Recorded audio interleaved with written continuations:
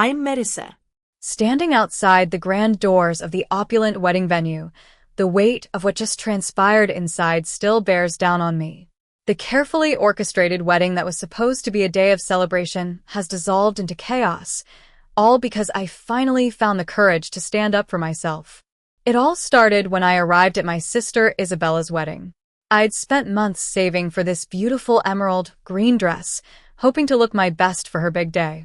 As I entered the grand foyer of the lakeside mansion, everything was as Isabella had always dreamed. The marble floors sparkled like ice, crystal chandeliers cast a warm glow, and the floral arrangements were a riot of colors, with fragrant lilies and vibrant tulips.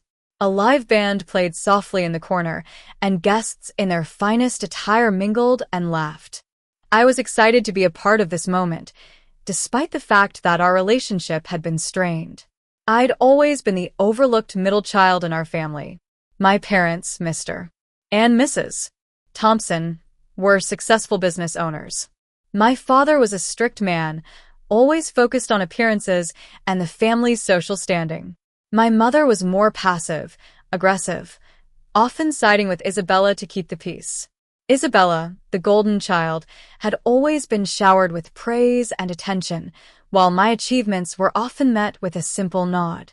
I went to the seating chart, which was elegantly displayed on a large easel near the ballroom entrance. I scanned the family tables first, but my name wasn't there. I checked again and again, my heart pounding. Finally, a wedding coordinator in a sleek red dress approached me. "Can I help you find your seat?" she asked, with a look of sympathy in her eyes. I told her I was Isabella's sister, Marissa. She hesitated for a moment and then pointed to a small table in the far corner, near the coat check area. "You're at table 18, she said. I was shocked. There must be a mistake. "I'm her sister," I said, my voice trembling. But she just replied, "I'm sorry, but this is the arrangement approved by the bride." It felt like a punch in the gut. Memories of being overlooked throughout my life came flooding back. I remembered Christmas last year, when Isabella and my mother were planning her wedding. They were so involved in their conversation that they didn't even notice me enter the room. Whenever I asked about the wedding over the phone, my father would quickly change the subject. I'd convinced myself that it was just because of my job as a school librarian, which took me away from home. But this was too much. My first instinct was to just accept it, to take my seat at that lonely table and keep the peace. But something inside me snapped. I saw Isabella, radiant in a white silk robe, surrounded by her bridesmaids and Ms. Pearson, the mother of the groom. Ms. Pearson was a wealthy, snobbish woman who always looked down on me. They were chatting and laughing, completely oblivious to my humiliation. I walked up to them, my step steady. Isabella's voice took on that fake brightness as she said, "Oh, Marissa, don't you look nice?" I ignored the dig and said, "I'm a bit confused about the seating arrangements." My mother immediately stepped in, holding a glass of champagne. "Not now, Marissa. It's Isabella's special day," she said, waving her hand dismissively.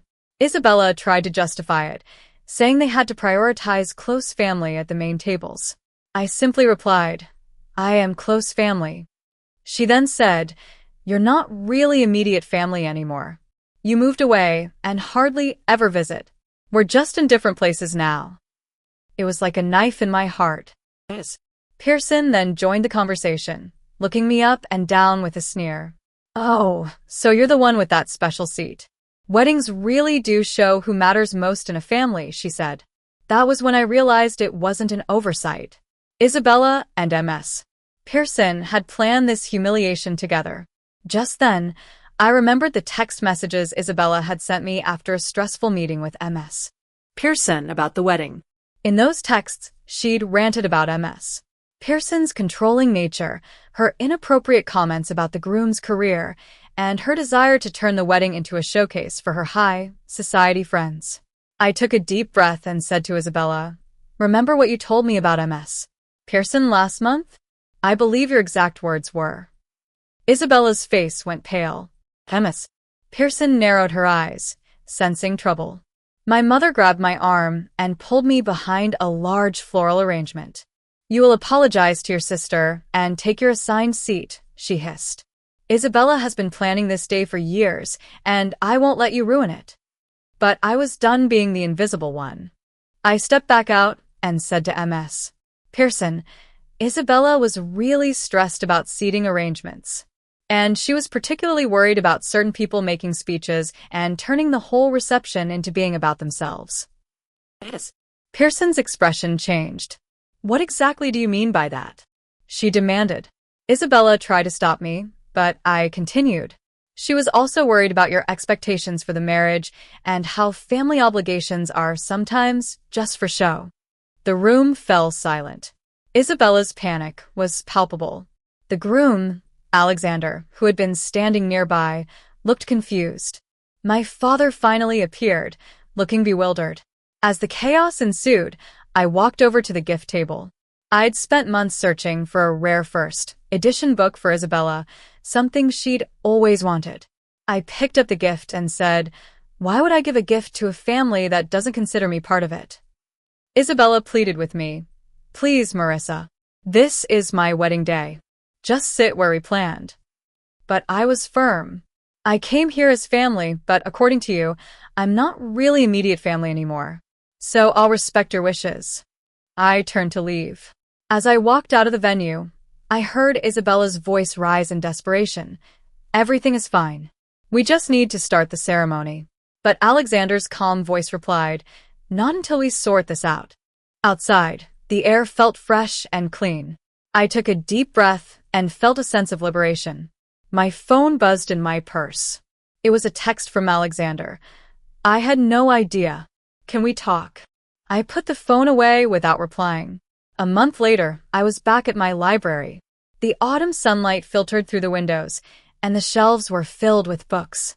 I was arranging some new arrivals when the principal came in and said there was an important call for me. It was my father. He invited me to his 65th birthday dinner.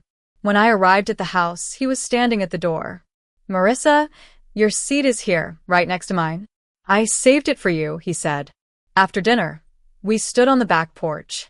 My father said, "I should have spoken up years ago. I always thought you were so self-sufficient that you didn't need the attention. That was wrong." I asked him what happened after I left the wedding. He said Alexander postponed the wedding indefinitely. Isabella refused to be in the same room as me, and my mother blamed everyone but herself. My friends Lily, Max, and Zoe were so proud of me. At our monthly dinner, Lily raised her glass and said, "To Marissa, who finally stopped setting herself on fire to keep others warm."